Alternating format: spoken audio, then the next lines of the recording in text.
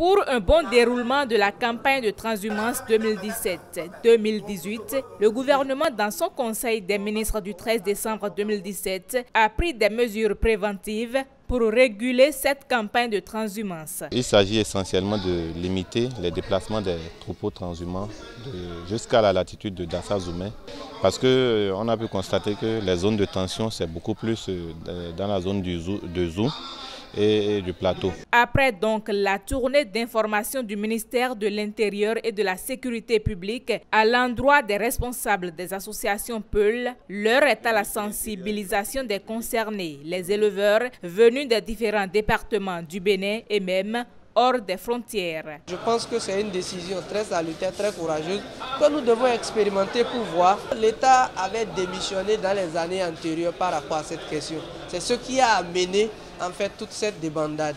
Le plus grave problème, c'est qu'il n'y ait pas de décision.